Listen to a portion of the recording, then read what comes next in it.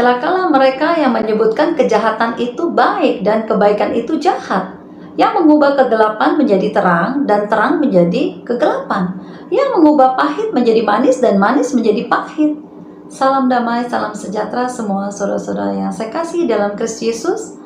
Saya akan membagikan kesaksian di dalam pelayanan saya, saudara.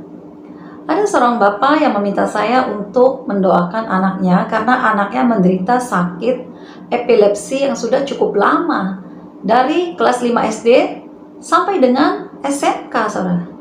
Dan anak ini benar-benar ketergantungan dengan obat.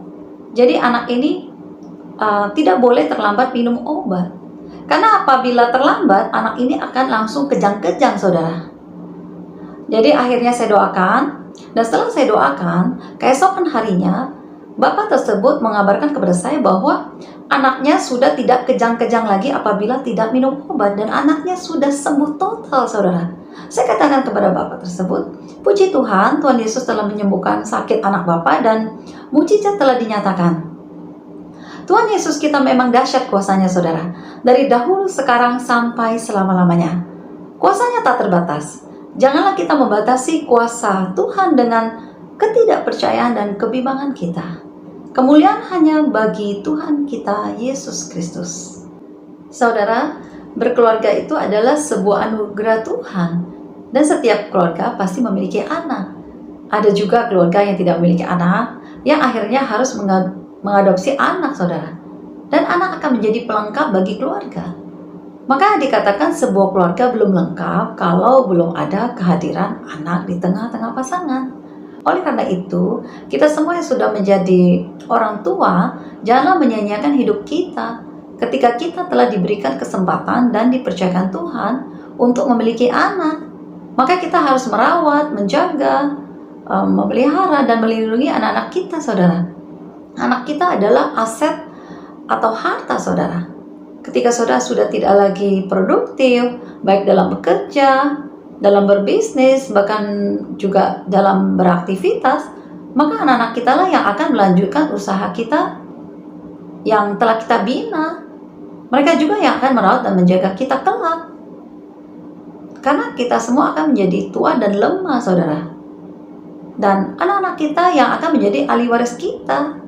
Begitu juga Allah Bapa di sorga sangat menyayangi anak-anaknya di dunia ini.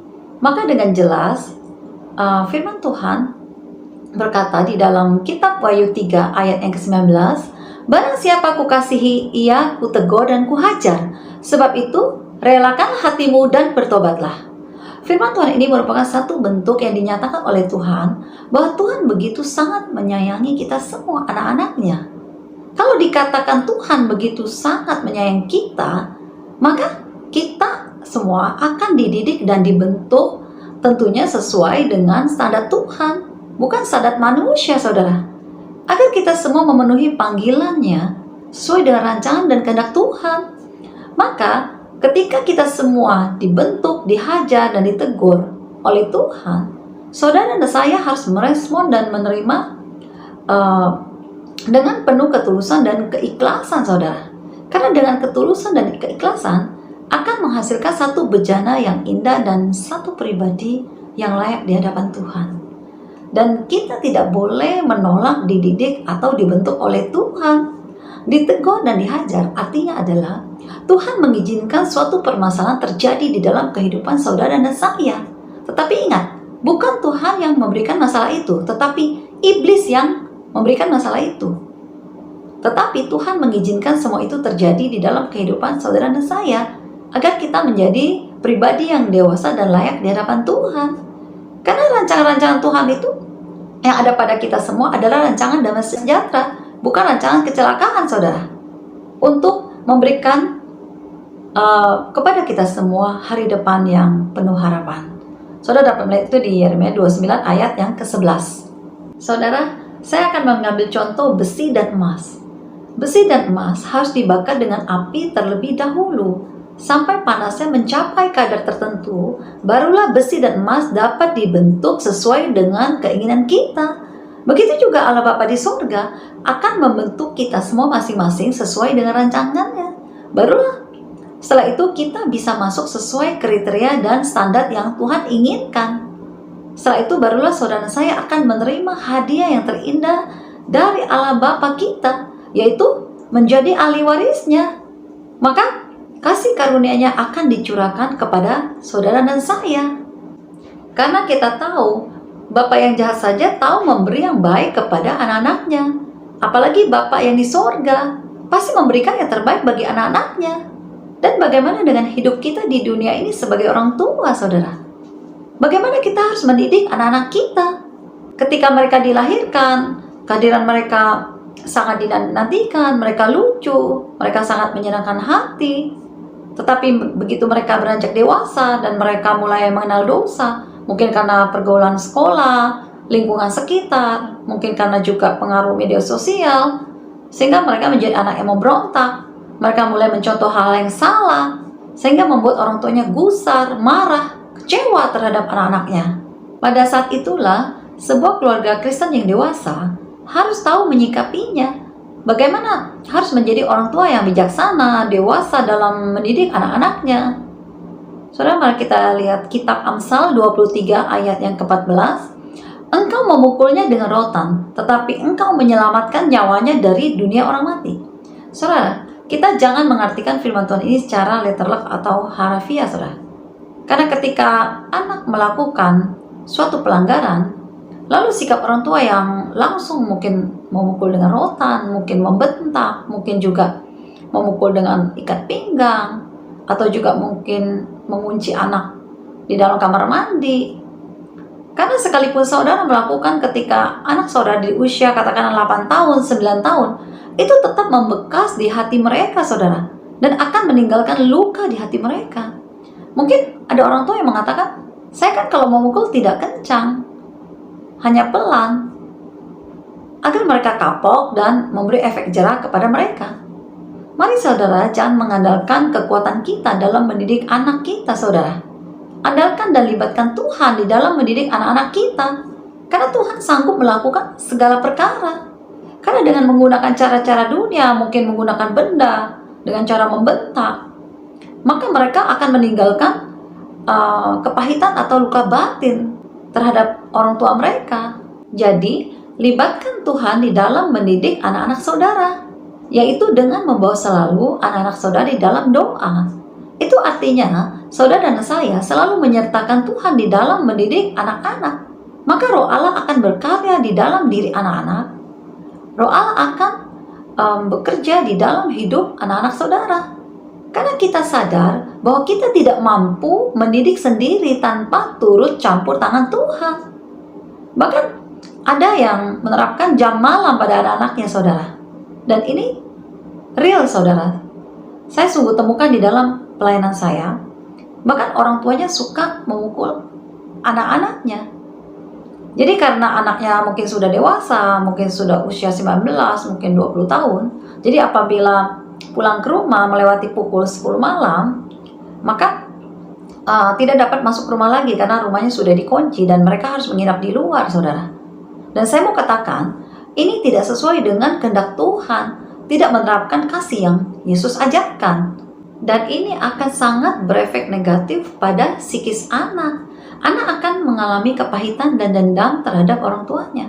Ketika si anak belum dewasa secara ekonomi, belum bisa membiayai sendiri hidupnya, artinya masih mengandalkan orang tuanya, efeknya belum kelihatan, saudara.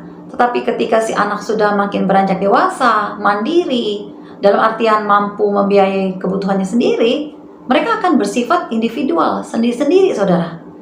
Mereka tidak terbuka dengan orang tuanya. Ada masalah apapun, si anak tidak respect untuk kemukakan atau sharingkan kepada orang tuanya.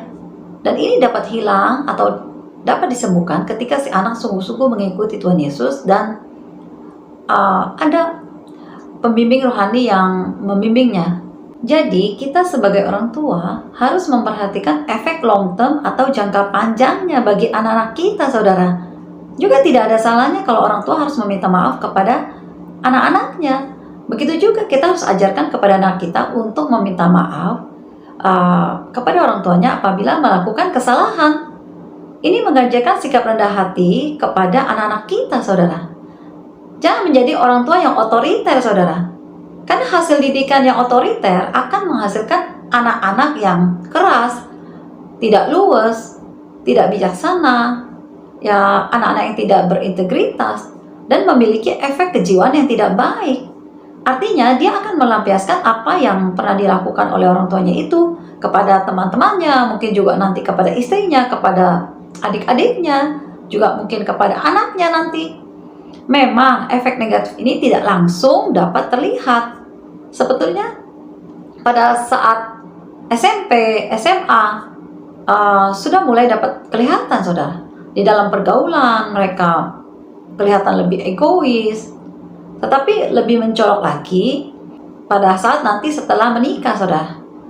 Ketika mereka mulai terjun ke dunia kerja, maka jangan heran kalau ada seorang suami yang suka memukul istri, melakukan KDRT, kekerasan dalam rumah tangga.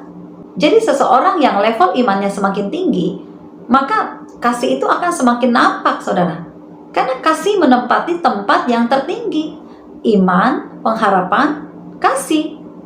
Di dalam kitab 1 Korintus 13 ayat 1 dikatakan, sekalipun aku dapat berkata-kata dengan semua bahasa manusia dan bahasa malaikat, tetapi jika aku tidak mempunyai kasih, aku sama dengan gong yang berkumandang dan canang yang gemerincing. Sekalipun anak-anak saudara memiliki IQ yang tinggi, tetapi kalau kita memakai cara-cara yang keras dalam mendidik anak, maka anak akan menghasilkan EQ yang rendah, saudara. EQ adalah emotional quotient, yang artinya adalah kecerdasan emosi. Jadi seorang anak harus memiliki IQ dan EQ yang seimbang, saudara. Karena kedua-duanya akan mempengaruhi keberhasilan mereka di masa yang akan datang.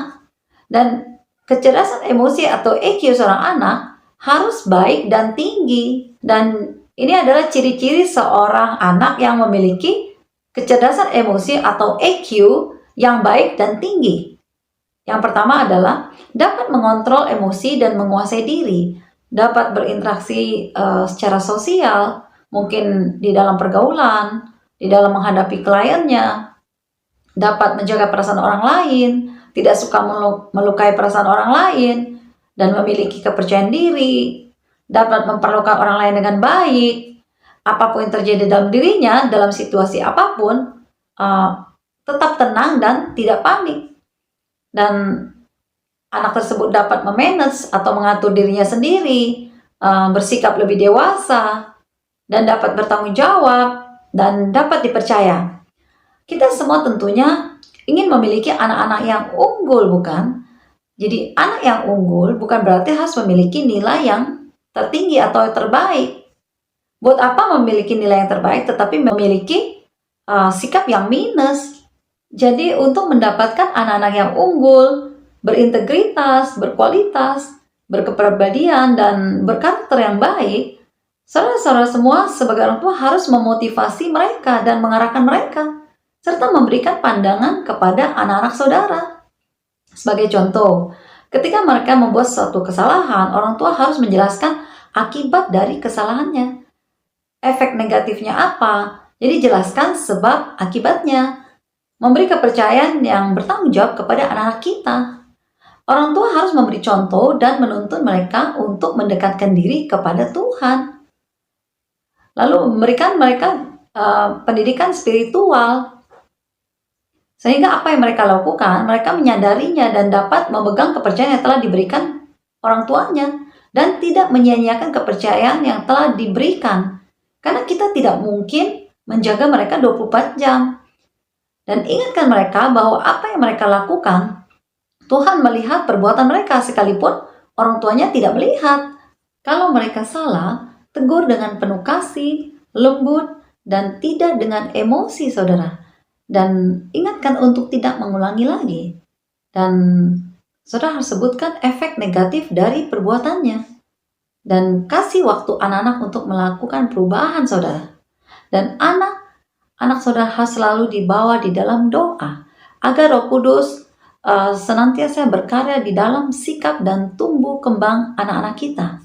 Dan terakhir, saudara jangan bosan-bosan untuk selalu mengingatkan anak-anak saudara Bukankah Allah Bapa sendiri mendidik kita perlahan-lahan melalui berbagai proses tentunya, sampai anaknya mengerti dan dewasa, saudara. Kita lihat Mazmur 145 ayat 8. Tuhan itu pengasih dan penyayang, panjang sabar dan besar kasih setianya. Jadi, di dalam segala sisi kehidupan, kita harus membawanya dalam doa dan mengandalkan kekuatan doa, saudara. Dan hasilnya tidak mengecewakan, karena Tuhan akan memberikan yang terbaik bagi saudara dan anak-anak saudara. Libatkan Tuhan dalam segala persoalan hidup. Katakan kepada Tuhan bahwa saudara tidak mampu berjalan sendiri. Haleluya, amin. Tuhan Yesus memberkati.